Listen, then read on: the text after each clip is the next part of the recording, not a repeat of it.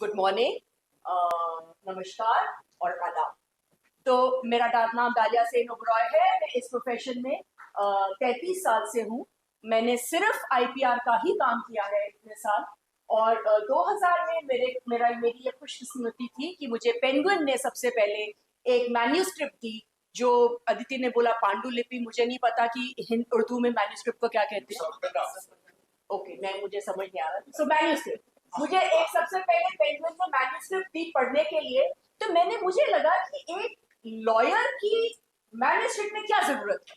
तब मुझे उन लोगों ने बताया कि नहीं, आप मैन्यूस्क्रिप्ट पढ़िए, क्योंकि आप इसमें देखेंगे कि इस मैन्यूस्क्रिप्ट में ऐसा तो कुछ नहीं है कि जिससे हमें बाद में कोई लीगल इश्यूज आए। और वो दिन और आज का दिन 25 साल हो गए। मैं बहुत सारे पब्लिशर्स के लिए मैन्यूस्क्रिप्ट्स पहले पढ़ती हूँ और उनको वेट करती हूँ, नॉट क्रिएटिवली बट ऐसे वेट करती हूँ कि भाई ऐसा तो उसमें कुछ नहीं है जो उनको कल को कोर्ट जाना पड़े, कोई उनको लीगल प्रॉब्लम्स हो। अब वो क्या लीगल प्रॉब्लम्स हो सकती हैं? कॉपीराइट तो एक है ही जो मैं अभी बात करूंगी, पर और लीगल प्रॉब्लम्स हो सकती हैं डेफेमेशन, जी, sedition, obscenity, hurting of religious sentiment, जो आप बहुत ही बड़ा एक मुद्दा बन चुका है पिछले कुछ सालों में।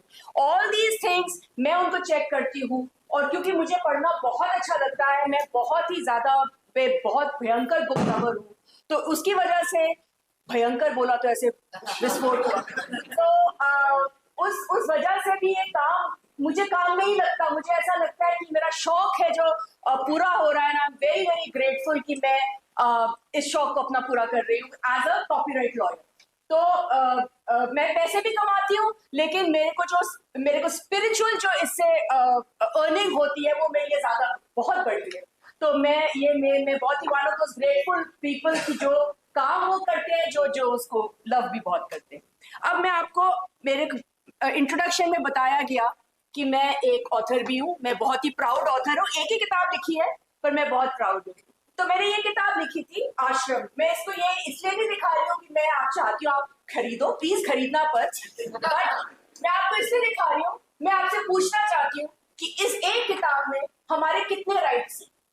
इस एक किताब में, इसका नाम आश्रम है, इसके ऊपर एक आर्टिस्टिक एक बना हुआ है, ड्राइंग बनी हुई है, एक नाम है, एक कवर है, इसमें कलर्स हैं और इसमें जो भी लिखा हुआ है, ठीक है। तो इसमें क्या क्या है, क्योंकि मैं आपसे इसलिए ये बात पूछ रही हूँ कि अभी थोड़े दिन पहले ही मेरा एक केस था पंजाब एंड हरियाणा के डिस्ट्रिक्ट कोर्ट में। तो वो ट्रेडमार्क का केस था। उसमें जो जज साहब थे, वो जज साहब कह रहे थे कि पैटेंट पैटेंट बोल रहे थे, पैटेंट बोल रहे थे। अब पैटेंट का आपको लग रहा है इसमें कोई काम है? नहीं, नहीं है, नहीं। इस किताब में नहीं, इस किताब में ट्रेडमार्क है। ट्रेडमार्क ट्रेडमार्क क्या हुआ? नाम हुआ। सोनी, सैमसंग, बिस्लरी, ये सब ट्रेडमार्क्स हैं। ये ट्रेडमार्क का तहत आएंगे। तो ये जो आश्रम है वो एक ट्रेडमार्क है। मैंने इसको ट्रेडमार्क रजिस्टर कराया हुआ है। अगर मैं चाहूं मैं किसी और चीज के लिए भी इसको यूज कर सकती हूं। अब आर्टिस्टिक वर्क, ये जो लड़की बनी हुई है, आदि वकील आदि योगिनी, ये आर्टिस्टिक वर्क है, ये क्रिएशन है एक आर्टिस्ट का। तो ये भी कॉपीराइट के तहत आएगा। इसको कोई कॉपी नहीं कर सकता परमिशन के बिना। और ये जो लिखा हुआ है ये क्या है? ये लिटरेरी वर्क है। लिटरेरी वर्क में भी कॉपीराइट आता है। तो इस चीज में, इंटेलेक्चुअल प्रॉपर्टी राइट्स में दो चीजें हैं, trademark and copyright. Intellectual property rights होते हैं trademark, copyright, patterns, geographical indications, designs. अब आप बोलोगे डिजाइन, आपने डिजाइन सोचा क्योंकि ड्राइंग है इसलिए डिजाइन।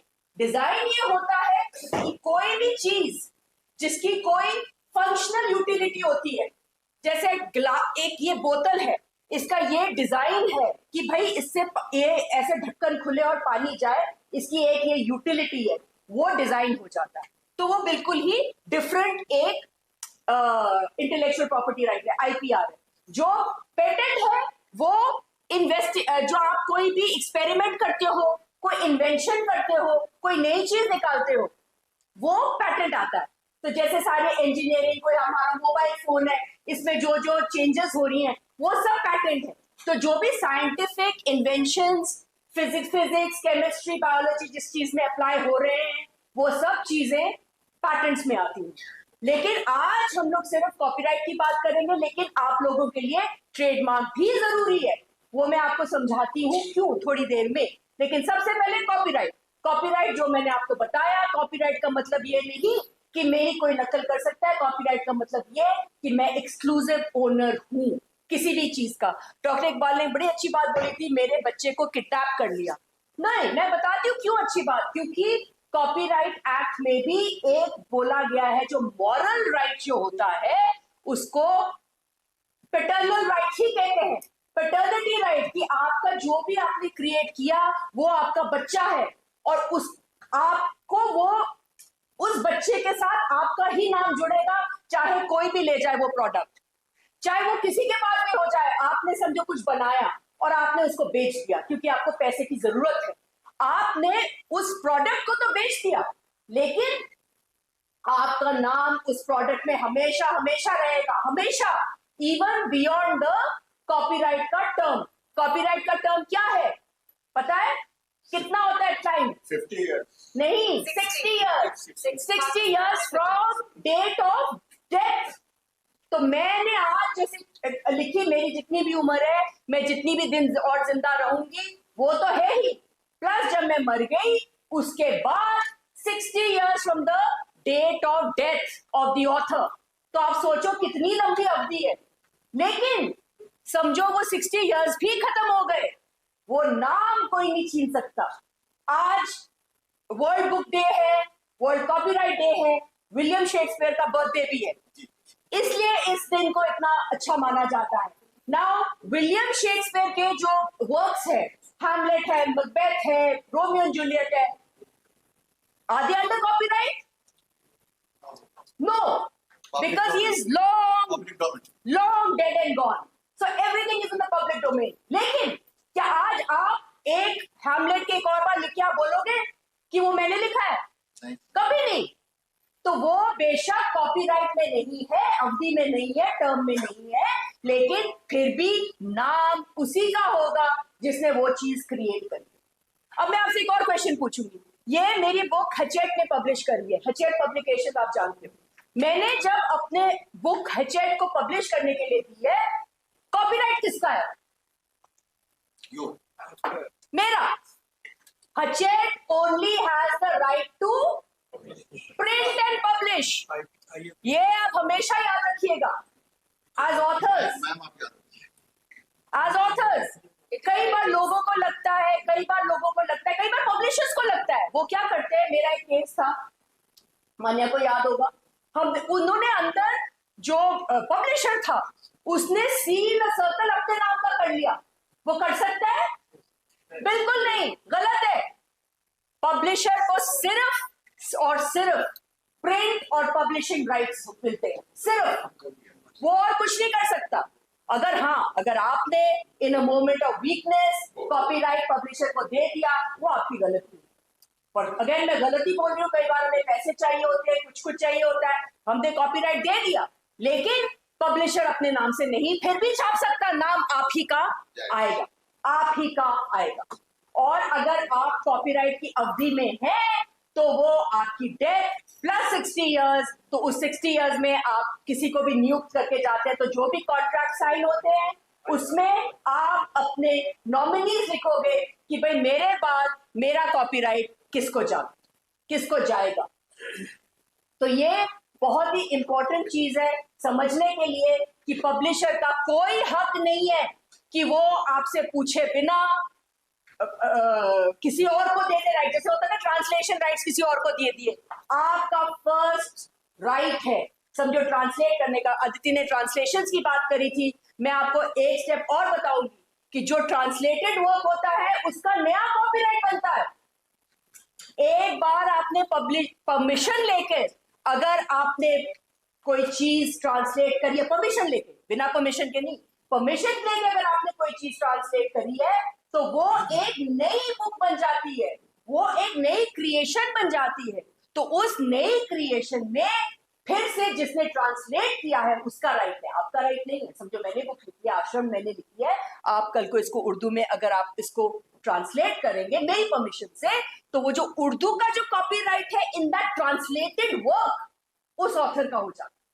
मेन कहानी का मेरा ही रहेगा, लेकिन ट्रांसलेशन का राइट क्योंकि उन्होंने क्रिएट किया है। कॉपीराइट क्या कहता है? कॉपीराइट कहता है कि जिसने स्किल और लेबर लगाया है किसी भी चीज में, स्किल एंड लेबर। कोई जरूरी नहीं है कि हर कहानी हैमलेट और रोमियो एंड जूलियट होगी या बहुत कोई महान कहानी होगी। एक जो टेलीफोन डायरेक्टरी होती है उसमें भी कॉपीराइट होता है। क्यों? क्योंकि उसमें मेहनत लगी है, उसमें स्किल लगा है, लेबर लगा है। तो किसी ने भी ना स्किल और लेबर उठाकर अगर एक टेलीफोन डायरेक्टरी भी बनाई है तो उसमें भी कॉपीराइट होता है। कोई उसको उठा के कॉपी नहीं कर सकता। और इसमें मैं आपको टाई अप करूंगी आर्टिफिशियल इंटेलिजेंस। आर्टिफिशियल इंटेलिजेंस में किसका स्किल, किसका लेबर? वो तो आपने इतना, जैसे अदिति ने बताया, जो भी माल है हर जगह, कहीं से एक चीज ली, कहीं से दूसरी, कहीं से तीसरी, चौथी, पांचवी लेकर एक नया काम, एक नया क्रिएशन बना दिया। उसमें किसका कॉपीराइट? कैसे ढूंढोगे आप किसका काम है वो? देयरफॉर अगर हम कॉपीराइट एक्ट के साथ उसको रिस्पेक्ट कर रहे हैं, उसको समझ रहे हैं, उसको पढ़ रहे हैं, तो हर वो चीज जिसमें स्किल और लेबर लगता है वो एक नया क्रिएशन बन जाता है। तो अगर मैंने आज एक कविता लिखी या बैठी बैठी, उसको मुझे कॉपीराइट कराने की कोई जरूरत नहीं है। कई लोगों को लगता है रजिस्टर तो नहीं कराया हमने, कोई रजिस्ट्रेशन की जरूरत नहीं है। आपने जब भी कोई चीज क्रिएट करी, आज मैं जो आपसे बोल रही हूं इसकी आप एक वीडियो बनाओगे, वो मेरा कॉपीराइट है। आप उसको मेरे परमिशन के बिना यूज नहीं कर सकते, क्योंकि ये मेरी क्रिएशन है। मैं कोई नई बात, मतलब मैंने तो कॉपीराइट नहीं बनाया, लेकिन the way I am saying it, जो अदिति ने डिलीवरी दी, ये सब हमारा अपना स्किल एंड लेबर है। अगर मैं कोई पेपर लिखती हूँ, कोई रिसर्च करती हूँ, वो मेरा स्किल एंड लेबर है। तो जब भी मैं कोई नई चीज बनाती हूँ उसमें कॉपीराइट मेरा हो जाता है, चाहे वो ड्राइंग है, चाहे वो गाना है, चाहे वो कविता है, चाहे वो किताब है, कुछ भी। तो आपको सबसे पहले याद रखना, कोई रजिस्ट्रेशन करने की जरूरत नहीं, कुछ भी जरूरत नहीं है। आपको अगर बहुत है तो आप उसमें सी इन अ सर्कल नीचे, और जो ईयर है और कौन आपका जो नाम है, आप उसमें नीचे एक डिक्लेरेशन दे देंगे जो भी आपने काम किया है, बिकॉज ऑफ द डेट। क्यों डेट क्यों इंपॉर्टेंट है? डेट इसलिए इंपॉर्टेंट है कि कल को किसी ने आपकी नकल करी, समझो किसी ने नकल करी और उसने बाद में करी, तो हम कैसे प्रूव करेंगे हम पहले थे? क्योंकि वो हमारे पास डेट होगी, एक प्रूफ होएगा। तो एज अ लॉयर मैं अपने क्लाइंट्स को बोलती हूँ कि आपको रजिस्टर वगैरह करने की कोई जरूरत नहीं, आप एक बनाएं, जो भी आपका है उसको प्रिंट करें, उसमें डेट डालें और मुझे रजिस्टर्ड पोस्ट से भेजें, सरकारी, सो दैट मेरे पास एक ठप्पा हो जाए आपकी ईयर का, आपके डेट का, सो दैट कल को कोई चैलेंज करे कि नहीं जी मैंने बनाया है, तो हम उसको बोले नहीं ये पहले थे, इन्होंने पहले कराया। अब ये जो एक्ट है हमारा कॉपीराइट एक्ट, ये 1957 का है। तो मैं आपको ये बताना चाहती हूँ, हम लोग बहुत क्रिटिसाइज करते हैं, क्रिटिसाइज को क्या बोलेंगे? निंदा तो आलोचना, वो हिंदी आता है। तनकीद करते हैं कि गवर्नमेंट खराब है, कोर्ट खराब है, वकील तो खैर खराब है ही, वकीलों की तो कोई इज्जत ही नहीं है। लेकिन हम लोग सोचते ऐसा है, पर ऐसा नहीं। ये हमारा कॉपीराइट एक्ट बहुत अच्छा है, बहुत डिटेल्ड है। अभी अदिति ने जो एक बात उठाई कि जावेद साहब ने बोला कि म्यूजिकल कंपोजर्स, अदिति अकॉर्डिंग टू द एक्ट सबको मिलना चाहिए, हक है, लिखा हुआ है। तो बातचीत करने की इतनी जरूरत है नहीं, पर क्या नहीं है अकॉर्डिंग टू मी, मैं गलत भी हो सकती हूँ, अवेयरनेस नहीं। उर्दू जानकारी नहीं। हम लोगों को एज इंडिविजुअल्स अवेयरनेस करनी चाहिए, ये बोलना कोई, and it is a commercial right, let us not shy away from that fact. इसमें कोई बुरी बात नहीं है। मैंने अगर कोई चीज बताई है, मैं उससे पैसा कमाना चाहती हूँ या चाहता हूँ, इसमें कोई बुरी बात नहीं, कोई बुरी बात नहीं है। हमें बिल्कुल एम्बैरेस नहीं होना चाहिए पैसों के बारे में बात करने के लिए। मैं आप सबसे ये रिक्वेस्ट कर रही हूं कि आपका ये कमर्शियल राइट है। आईपीआर सारे राइट कमर्शियल राइट्स होते हैं। कमर्शियल का मतलब उसमें हमें पैसा मिलता है और इस पे कोई, क्योंकि हमने मेहनत करी है, अगर हम पैसा कमा रहे हैं तो इसमें कोई बुरी बात नहीं। इसलिए आपका एक लाइन भी अगर कोई चोरी करता है आप उसको पकड़िए। एक लाइन भी चोरी करता है प्लीज भूल जाइए। ये बहुत ही एक अफवाह फैली हुई है सब में कि हम इतनी लाइनें यूज कर सकते हैं, उतने वर्ड यूज कर सकते हैं। कल ही मुझे बहुत ही बड़े इंटरनेशनल मल्टीनेशनल पब्लिशर के यहाँ से मेरे को वो आया है, क्वेरी आई है कि जी हम लोग कॉपीराइट वर्क्स को ट्रांसलेट कर रहे हैं तो उसमें हम सिर्फ 250 वर्ड्स यूज कर रहे हैं, हम कर सकते हैं फेयर यूज? फेयर यूज क्या समझ आ रहा है हमें? What is fair use? कोई नहीं है सर, कोई परसेंटेज नहीं, कोई परसेंटेज नहीं है। लॉ कहता है सब्सटैंशियल कॉपिंग। तो सब्सटैंशियल कॉपिंग में अगर 2 लाइन की कविता है, जैसे कपलेट्स होती हैं, 2 लाइन का आपका कपलेट समझो है और उसमें आपने 1.5 लाइन यूज कर ली या बोला 1 लाइन यूज कर ली, आपने तो पूरा कपलेट यूज कर लिया of the work, of the work. So the law says there is infringement when there is substantial copying. Substantial का मतलब ज्यादा, मेजॉरिटी तुमने एक चीज से कुछ उठा लिया। तो ये जो परसेंटेज लोग आपको बोलते हैं, गलत बोल रहे हैं, प्लीज मत सुनिएगा किसी की भी बात। प्लीज, ये कहीं लॉ में नहीं लिखा हुआ है कि इतना प्रतिशत आप यूज कर सकते हो। इसलिए अगर आपको कोई बोल रहा है वो आपको बेवकूफ बना रहा है। आपकी एक भी लाइन को यूज करे तो मुझे बताना मतलब आप प्लीज अपने हक के लिए लड़ना। कॉपीराइट इज ऑल्सो द हक to fight for your rights, और उसमें कोई शर्म नहीं है कि मैं पैसे के लिए लड़ रहा हूं या लड़ रही हूं, कोई शर्म नहीं। इसलिए आप प्लीज बहुत ही अवगत हो जाइए, बहुत ही अवेयर हो जाइए। आपको पता होना चाहिए कि ये सब बकवास है, कोई परसेंटेज नहीं है। जैसे कि कोई गाना है, गाने की हुक लाइन समझो, ओए ओए, उसकी हुक लाइन क्या ओए ओए होगी ना। आपने कल को बॉलीवुड ने कितने सारे ओए ओए निकाल दिए है, तो बेचारा कोई बाहर का विदेशी गाना, अब आप उसको ओए ओए, हमने तो जी ओए ओए यूज करा, तो नहीं, आपने पूरी हुक लाइन यूज कर ली गाने की और उसका सुर यूज कर लिया ओए ओए, तो वो हो गया इन्फ्रिंजमेंट, वो इन्फ्रिंजमेंट हो गया।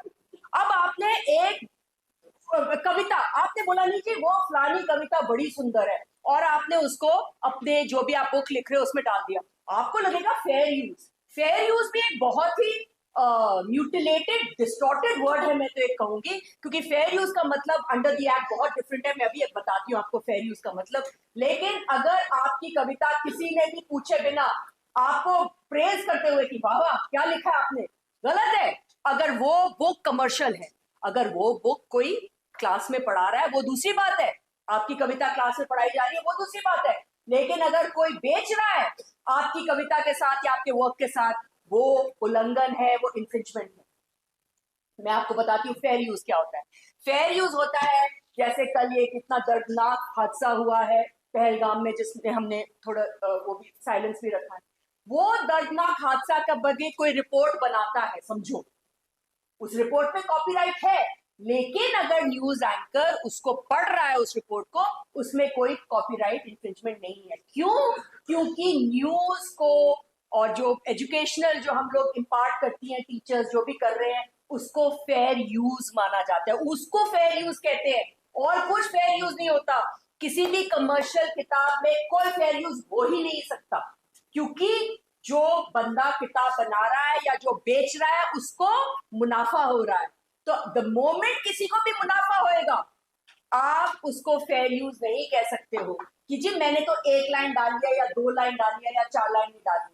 इसलिए आप या तो खुद किसी का ले रहे हैं या कोई आपका ले रहा है, प्लीज बी वेरी अवेयर कि ये सब कॉपीराइट इंफ्रिंजमेंट्स हैं। अब मैं आपको बताऊंगी एक और बहुत ही अच्छा केस, मैं इसलिए बुक्स लेकर आई हूं, मुझे लगा आपको अच्छा लगेगा देखकर। ना मेरा क्लाइंट है, ये पेंगुइन की बुक थी ये, कैन लव हैपन ट्वाइस। इसका आप देखिए, कवर देखिए, ठीक है, नाम इसका है कैन लव हैपन ट्वाइस। हाँ मैं ये उस पे भी दे देती हूँ, वीडियो पे भी। तो लव हैपन ट्वाइस में एक और बुक निकली, उसका नाम है love happens once, only once. अब आपको देखकर ऐसा नहीं लगता दोनों किताबों को कि ये पहले एक book I can love happen twice और उसका जवाब आया no, love happens only once. ऐसा लग रहा है ना? कवर देखिए, एग्जैक्टली लग रहा है, दूर से तो लग ही रहा है, पास से भी देखेंगे तो लगेगा। तो ये केस मेरे पास आया जिसमें ये दो ऐसे प्रेमी बैठे हुए हैं, आसमान में एक बादल हार्ट शेप बना हुआ है, एग्जैक्टली ऐसे ही दो प्रेमी बैठे हुए, इसमें शायद हार्ट शेप बादल नहीं है, अच्छा भूल गए होंगे करना, पर इसमें बादल है पर हार्ट शेप नहीं है, दो प्रेमी है, लड़का लड़की का पोजिशनिंग डिफरेंट हो गई है, एक लेफ्ट में एक राइट में, वो पोजिशनिंग डिफरेंट हो गई। तो इसमें क्या हमें समझ आ रहा है? इसमें भी कॉपीराइट इंफ्रिंजमेंट है, ट्रेडमार्क इंफ्रिंजमेंट है, क्योंकि अभी जैसे मैंने आपको सबसे पहले समझाया, कवर के कलर्स, आर्टिस्टिक वर्क, वो सब कॉपीराइट है। और ये जो लिखा हुआ है आपका नाम में कोई वो कॉपीराइट नहीं होता, वो वहां पर क्या बताया था मैंने, क्या आ जाता है? ट्रेडमार्क। किसी भी वर्ड में कोई कॉपीराइट नहीं होता, उसमें ट्रेडमार्क आ जाता है। तो इसलिए इस शख्स को लव हैपन्स ओनली वंस को अपनी बुक बंद करनी पड़ी। क्यों? क्योंकि उसको हमने समझाया, हमने तो कोर्ट के पूरे पेपर्स तैयार कर लिए थे, पर हमने जाके उसको समझाया, बिकॉज मैं ट्राई हमेशा करती हूँ कि पहले सेटल करे मैटर कोर्ट जाने से पहले। उसको बात समझ आ गई, उसने बुक विड्रॉ कर ली और ये बुक थे, क्योंकि कहानी बिल्कुल डिफरेंट थी, कहानी में कोई ऐसा नहीं था, लेकिन अगर बुक का कवर ऐसा होगा तो लोग सोचेंगे कि इसी का सीक्वल है। जो सवाल बाद में करेंगे क्वेश्चन, अभी इसको बाद क्वेश्चन बात करेंगे। ठीक है, मेरे पास टाइम कितना है, मैं तो बोलती जाऊंगी। बीच में डिस्कशन को कर रहे हैं हम लोग। मैं बोलती जाऊंगी, हो गया टाइम? अच्छा, टाइम हो गया जी मेरा।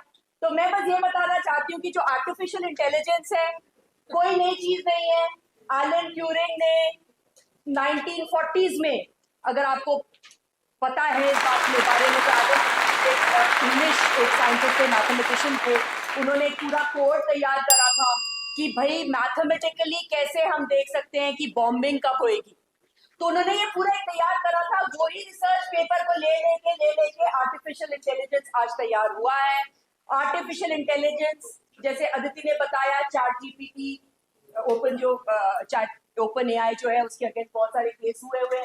ये वर्ल्ड वाइड प्रॉब्लम है, सबको लग रहा है, ऑथर्स को लग रहा है कि भाई हमारा क्या वजूद रह जाएगा, क्योंकि आर्टिफिशियल इंटेलिजेंस को आजकल बहुत लोग ऐसा कर भी रहे हैं, सॉरी टू से बहुत लोग कर रहे हैं, मैं खुद जानती हूँ, जो 4 लाइनें लिख देते हैं और फिर फीड कर देते हैं कि जी अब सुंदर बना के इसको लिख दो।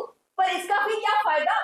फिर एक लेखक में और एक आम आदमी में फिर फर्क क्या रह गया कि अगर वो 4 लाइनें, देखिए इमेजिनेशन तो सबकी होती है, हाँ, और बोलना सबको बहुत कुछ होता है, लेकिन कुछ लोग ही कहानी सुना सकते हैं, बाकी नहीं सकते। तो अगर हम ऐसी किसी की मदद लेकर अपने आप को लेखक साबित करना चाहते हैं तो ये गलत बात है, बिल्कुल गलत बात है। और मुझे लग रहा है इंडिया ने, हमारे जुडिशरी ने बहुत अच्छे हम लोगों के ऑब्जर्वेशन बहुत अच्छी हैं। इनफैक्ट एक सज्जन ने कोशिश भी करी थी कि रोबोट के नाम पे कॉपीराइट एप्लीकेशन फाइल करने की, उसका रिजेक्ट हो गया, और फिर उसने अपने नाम से जब किया तब उसको कॉपीराइट ग्रांट हुआ। और अभी भी मैं तो कहूंगी का हेल्प ले, उसको नीचे लिख देना चाहिए कि with the help of created with the help of AI, क्योंकि सबको एक हक है जानने का, आपके रीडर्स को सबको जानने का हक है।